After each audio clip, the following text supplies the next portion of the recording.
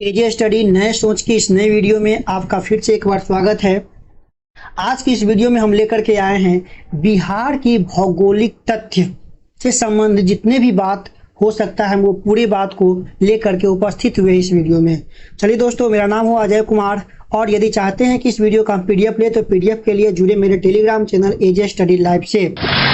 Video की शुरुआत करते हैं और वीडियो की शुरुआत में सबसे पहले हम समझेंगे इस वीडियो की रूपरेखा की चर्चा के बिंदु क्या है। तो चर्चा के बिंदु में सबसे पहले है महत्वपूर्ण भौगोलिक तथ्य के साथ साथ भूगर्भिक संरचना के साथ साथ भू आकृतिक संरचना। चलिए तो पहला तथ्य को उठाते हैं, भौगोलिक तथ्य को लेकर के चल लेते हैं। ये आपका भारत और बिहार का मानचित्र दोनों एक साथ है। अगर हम ये बात करें कि बिहार की अवस्थिति क्या है भारत में, तो ये भारत के पूर्वी भाग में स्थित है और कर्क रेखा के उत्तर में। क्लियर है? ये आप कर्क रेखा देख रहे हैं, कर्क रेखा के उत्तर में, और ये भारत के पूर्वी भाग में स्थित है। नेक्स्ट अगर बात करते हैं इसकी आकृति तो आयताकार है। अगर अक्षांशीय विस्तार को लेकर चल लेते हैं तो 24 डिग्री 20 मिनट 10 सेकेंड से 27 डिग्री 31 मिनट 15 सेकेंड उत्तरी अक्षांश, मतलब इसकी अक्षांशीय अंतर की बात करें तो 3 डिग्री का अंतर आता है। अब बात कर लेते हैं देशांतरीय विस्तार, तो ये आपका है 83 डिग्री 19 मिनट 50 सेकेंड से 88 डिग्री 17 मिनट 40 सेकेंड पूर्वी देशांतर, मतलब इसमें जो देशांतरीय अंतर है वो 5 डिग्री का है। आगे हम बात कर लेते हैं कि उत्तर से दक्षिण की ओर यदि इसके हम लंबाई को देखें, उत्तर से दक्षिण की ओर की ये लंबाई को अगर देखें, ठीक है, तो ये लंबाई आपका हो जाता है 345 किलोमीटर। अगर हम बात कर लेते हैं पूर्व से पश्चिम की इसकी लंबाई को देखें तो पूर्व से पश्चिम की इसकी लंबाई ये आपका हो जाता है 483 किलोमीटर। आगे अगर बात कर लेते हैं क्षेत्रफल की बात करते हैं तो इसका क्षेत्रफल है 94,163 वर्ग किलोमीटर, जो कि देश का 13वां स्थान रखता है। देश में जो है क्षेत्रफल की दृष्टि से 13वां स्थान है। पहले 12वां था, लेकिन जम्मू कश्मीर राज्य का पुनर्गठन के बाद यह 13वां हो गया।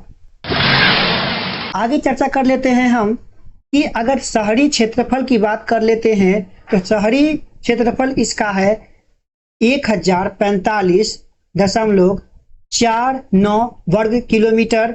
इसके बाद हम ग्रामीण की अगर हम बात कर लेते हैं तो यह 92,257.51 वर्ग किलोमीटर है। अगर बात कर लेते हैं भारत के कुल क्षेत्रफल का प्रतिशत अगर निकालते हैं तो ये 2.86% है। आगे बात कर लेते हैं सीमावर्ती राज्य की हम चर्चा कर लेते हैं, तो सीमावर्ती राज्य में देखते हैं पश्चिम बंगाल जो कि पूर्व में है, ये वाले भाग में पश्चिम बंगाल। इसके बाद हम चर्चा करते हैं उत्तर प्रदेश जो कि ये आपका पश्चिमी भाग में है। उत्तर प्रदेश बिहार के पश्चिमी सीमा से साझा करता है राज्य। इसके बाद झारखंड जो है ये दक्षिण वाले पार्ट में झारखंड, और इसके साथ साथ अगर हम एक सीमावर्ती देश की बात कर लेते हैं तो बिहार से एक सीमावर्ती देश भी लगता है जो नेपाल है। अगर नेपाल की सीमा देखते हैं कि बिहार से कितना लंबा साझा करता है तो यह आपका है 729 किलोमीटर, जो कि उत्तर दिशा में यह साझा करता है। आगे हम चर्चा कर लेते हैं समुद्र तल से औसत ऊंचाई, तो समुद्र तल से इसकी औसत ऊंचाई 173 फीट है, ठीक है, मतलब 53 मीटर।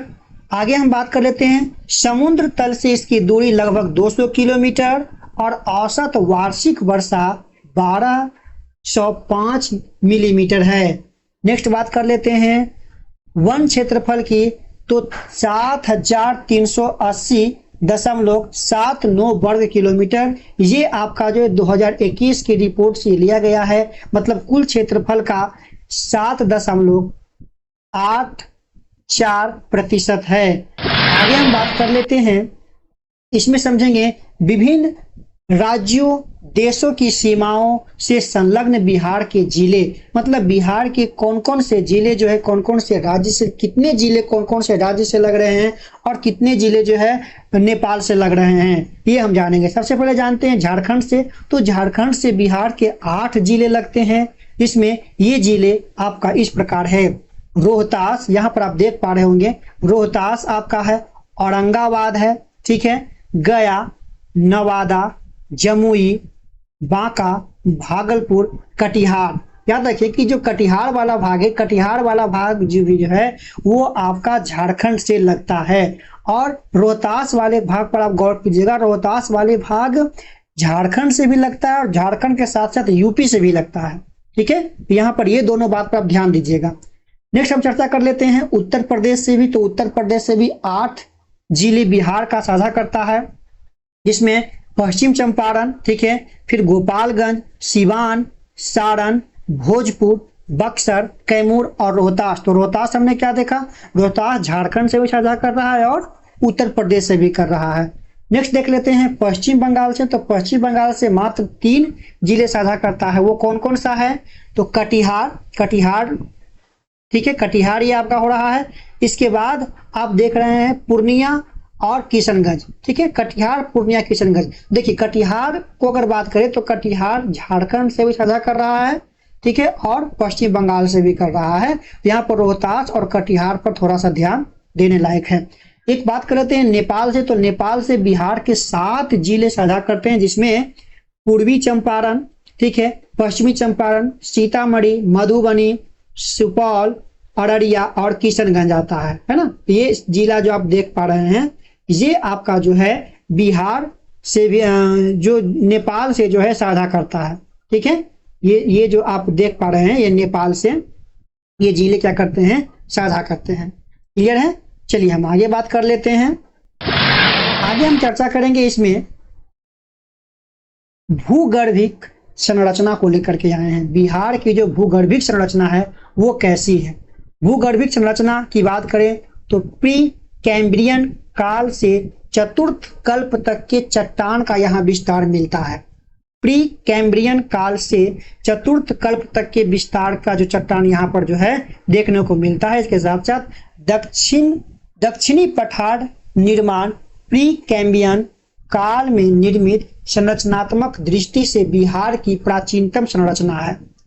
अगर संरचनात्मक दृष्टि से बिहार की प्राचीनतम संरचना को देखें तो दक्षिणी पठार निर्माण प्री कैम्ब्रियन काल में जो निर्मित संरचना है वो बिहार में जो है मुख्य रूप से देखा जाता है।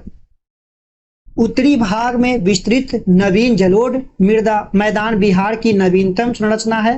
ये जो बिहार की उत्तरी भाग है, ठीक है, वो जो है बिहार की नवीनतम संरचना जो कि जलोढ़ मिट्टी के नाम से जाना जाता है। चलिए अब चर्चा कर लेते हैं कि बिहार में विभिन्न चट्टानों का विभाजन। यहाँ पर याद रखें कि ये चट्टानों का विभाजन है, खनिजों का नहीं, ठीक है। तो हम एक तालिका के माध्यम से समझेंगे कि बिहार में किन किन चट्टानों का यहाँ पर पाया जा रहा है और इसका निर्माण क्षेत्र काल क्या है और इसका क्षेत्र क्या है, कौन कौन से क्षेत्र में यह पाया जा रहा है और प्रमुख खनिज इसमें कौन कौन से मिल रहे हैं। फिर इसकी विशेषता को हम समझने का प्रयास करेंगे। सबसे पहले अगर हम बात कर लेते हैं चट्टान में तो धारवाड़ चट्टान। तो धारवाड़ चट्टान की जो निर्माण काल है वो आपका प्री कैम्ब्रियन काल है। धारवाड़ चट्टान का जो निर्माण काल है वो क्या है, प्री कैम्ब्रियन काल है, ठीक है। इसका अगर क्षेत्र की बात करें तो मुंगेर, जमुई, नवादा, रोहतास और बोधगया के क्षेत्र में ये आपको देखने को मिलता है। प्रमुख खनिज की अगर बात कर लेते हैं तो इसमें आपको खनिज मिलेगा ग्रेनाइट, नीस, सिल्टफाइलाइट और क्वार्टर्ज आपको इसमें प्रमुख खनिज के रूप में देखने को मिलता है। इसकी विशेषता की हम चर्चा करते हैं तो ये जीवाश्म रहित है, मतलब इसमें जीवाश्म की मात्रा नहीं पाया जाता है, ठीक है। इसमें क्वाल्ट, मैग्नीज, अभ्रक निक्षेप के साथ साथ आर्थिक रूप से जो काफी उपयोगी है। इसमें जो क्वाल्ट, मैग्नीज और अभ्रक का जो है निक्षेप पाया जाता है और ये आर्थिक रूप से काफी उपयोगी है।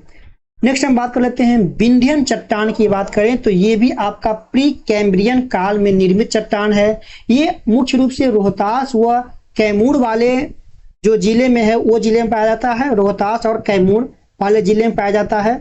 अगर हम इसकी विशेषता को बात करें तो ये भी जीवाश्म आपका रहित है। शेरशाह के मकबरे, सारनाथ स्तूप व दिल्ली में लाल किला व जामा मस्जिद के निर्माण में इसका प्रयोग किया गया था।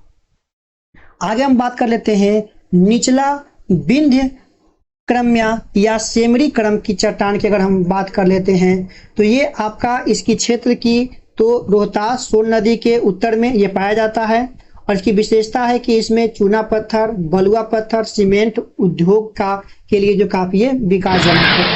आगे हम देखिए इसी में चर्चा कर लेते हैं कि उत्तरी विंध्य क्रम या कैमूर क्रम की बात कर लेते हैं तो इसका क्षेत्र आपका रोहतास और कैमूर है। विशेषता की बात कर लेते हैं तो बलुआ पत्थर, पाइराइट, अमझोर रोहतास में जो है ये आपका उत्पादन होता है। फिर बात करते हैं दरसिवरी चट्टान, तो ये इसका जो निर्मित काल है वो मायोसीन से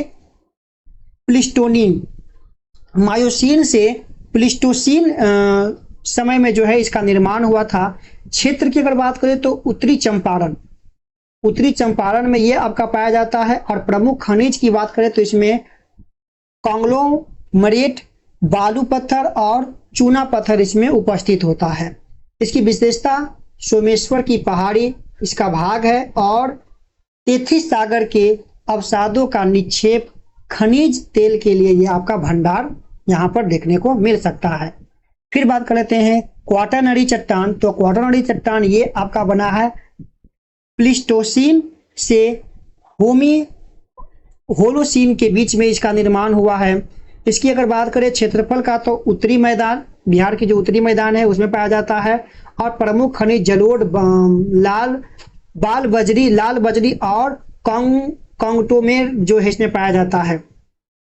आगे हम बात करते हैं इसकी विशेषता की तो गंगा का मैदान का निर्माण इसी से हुआ है और परतदार चट्टान का निर्माण जो इसी से हुआ है। नेक्स्ट हम चर्चा कर लेते हैं कि भू आकृति संरचना में जानेंगे कि पर्वत पठार मैदान, दलदल भूमि तथा झील आदि भू आकृतिक संरचना से यह निर्मित है। इसके साथ साथ बिहार की भौतिक संरचना का विभाजन 3 प्राकृतिक प्रदेशों में किया गया है, जिसमें आपको है उत्तर पश्चिम बिहार शिवालिक पर्वत श्रेणी, मध्य बिहार मैदानी क्षेत्र और दक्षिण बिहार संकीर्ण पठारी भाग। तो बारी बारी से हम समझेंगे भूआकृतिक संरचना में ये आपका है शिवालिक पर्वतीय क्षेत्र का विभाजन। इसमें श्रेणी है, अवस्थिति है और कुछ महत्वपूर्ण तथ्य है। सोमेश्वर श्रेणी जो कि उत्तरी भाग, इसकी तथ्य की बात कर लेते हैं तो पश्चिम में त्रिवेणी नहर से पूर्व में भिखना थोड़ी दर्रे तक विस्तार इसका है। लंबाई 75 किलोमीटर, औसत चौड़ाई 6 किलोमीटर और नेपाल से बिहार को अलग करता है। यह क्या करता है? नेपाल से बिहार को अलग करता है सोमेश्वर श्रेणी, ठीक है। फिर सर्वोच्च चोटी इसका पूर्व सोमेश्वर जो कि 880 मीटर है पर सोमेश्वर किला अवस्थित है। इसी पर क्या है? सोमेश्वर किला अवस्थित है। प्रमुख दर्रे बिहार और नेपाल के मध्य यातायात हेतु प्रयुक्त है, जैसे सोमेश्वर, भिखना, थोड़ी दर्रा और मड़वात दर्रा, ठीक है। 2 दर्रा यहाँ पर देखने को मिलता है। फिर आपका है हरहा घाटी, ये आपका जो है मध्य भाग है, ठीक है। तो सोमेश्वर श्रेणी तथा रामनगर दून के मध्य ये आपका स्थित है। दून घाटी, रामनगर दून, ये दक्षिण भाग, इसकी लंबाई 24 किलोमीटर आपका है। सोमेश्वर श्रेणी के दक्षिण में ये आपका अवस्थित है। लंबाई की बात करें तो 32 किलोमीटर तथा चौड़ाई इसकी 8 किलोमीटर है। संतपुर के निकट अधिकतम इसकी ऊंचाई 242 मीटर हो जाती है। आगे हम बात कर लेते हैं बिहार का मैदानी क्षेत्र। बिहार के मैदानी क्षेत्र में चर्चा करेंगे। उत्तर में नेपाल से दक्षिण में छोटा नागपुर पठार की उत्तरी सीमा तक विस्तार को लेकर। फिर 95% भाग का निर्माण गंगा तथा उसकी सहायक नदियों द्वारा अपवाहित अवसादों से निक्षेपण से हुआ है। इसके साथ ही पश्चिम में पूर्व की ओर जाने पर मैदान की ऊंचाई में कमी आती है। इसके साथ साथ मैदान का ढाल पश्चिम से पूर्व की ओर है। इसके साथ साथ देखते हैं कि गंगा नदी द्वारा बिहार के मैदान का विभाजन उत्तर बिहार के मैदान एवं दक्षिण बिहार के मैदान के रूप में होता है। चलिए हम बारी बारी से चर्चा कर लेते हैं। सबसे पहले उत्तर बिहार के मैदान को लेंगे तो इसकी विस्तार 56,980 वर्ग किलोमीटर है। इसके साथ साथ उत्तर में हिमालय की तराई से दक्षिण में गंगा नदी तक ये आपका विस्तृत है। गंगा एवं इसकी सहायक नदियां जैसे कोसी, बागमती, बूढ़ी गंडक, घाघरा आदि के द्वारा यह निर्मित है। उत्तर से दक्षिण तथा उत्तर पश्चिम से दक्षिण पूर्व की ओर इसकी ढाल है।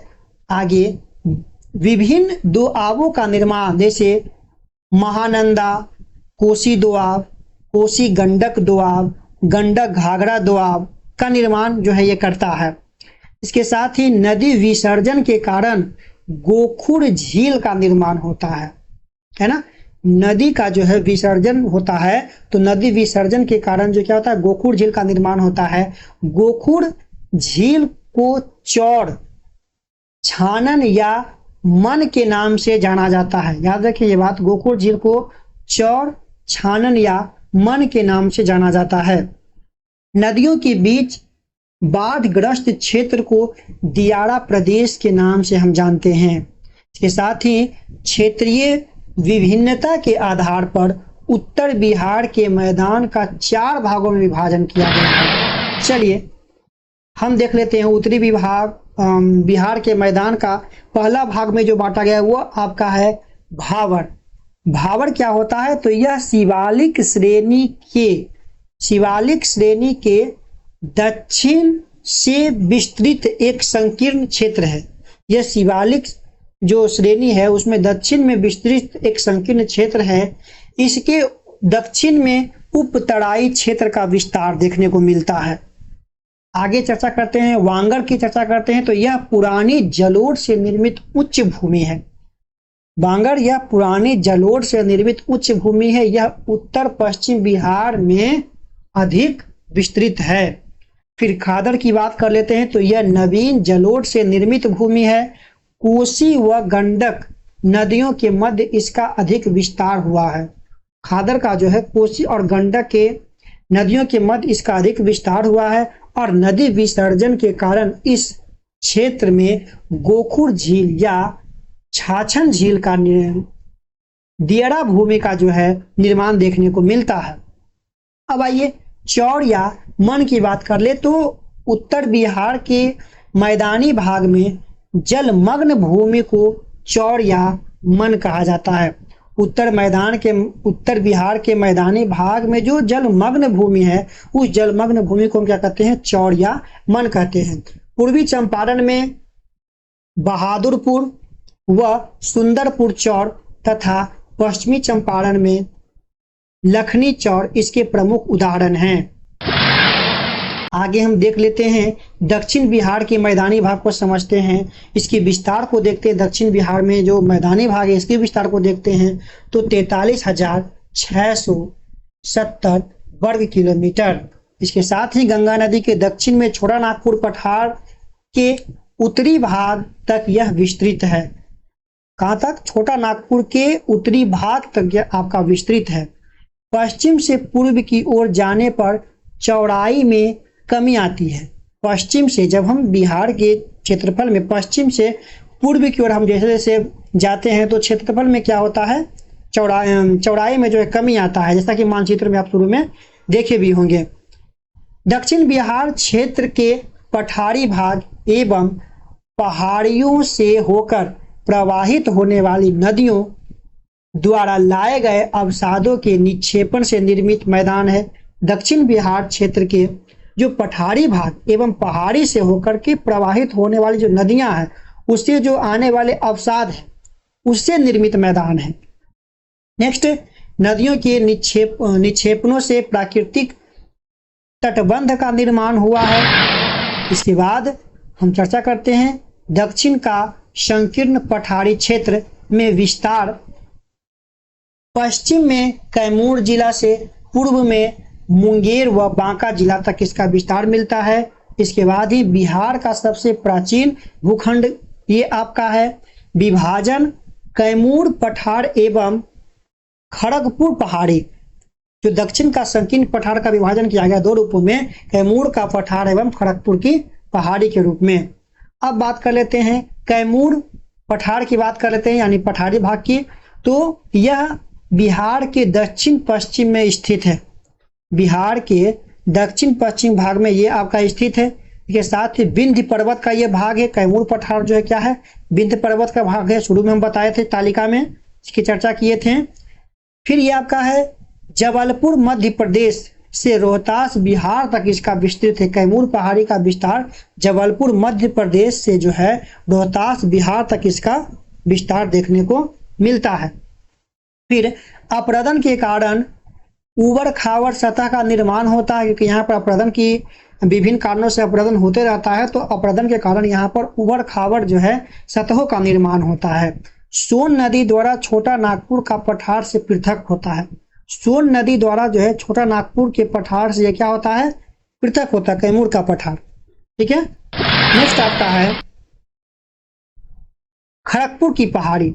ये आपका कोडरमा पठार के उत्तर पूर्व में स्थित है। कहाँ, कोडरमा पठार के उत्तर पूर्व में स्थित है।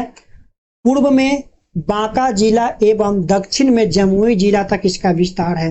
पूर्व में बांका जिला और दक्षिण में जमुई जिला तक इसका विस्तार है। धारवाड़ क्रम की चट्टानें भू तात्विक दृष्टि से अत्यंत प्राचीन पहाड़ी है। हम चर्चा तालिका में ये पूरी की चर्चा कर चुके हैं, इसकी थोड़ा सा हम व्याख्या के यहाँ पर लेकर के आए हैं। चलिए, तो इस प्रकार से इस वीडियो के हम समापन किए। और वीडियो आपको कैसा लगता है कमेंट बॉक्स में आप कमेंट जरूर कीजिए। हम मिलते हैं कुछ ऐसे स्पेशल वीडियो में जो आपके एग्जाम को लेकर के काफ़ी आसान हो सकता है, तैयारी में कुछ हेल्प कर सकता है। चलिए, तो वीडियो को पूरा देखने के लिए बहुत बहुत धन्यवाद। वीडियो को लाइक, सब्सक्राइब और शेयर जरूर करें। Thank you.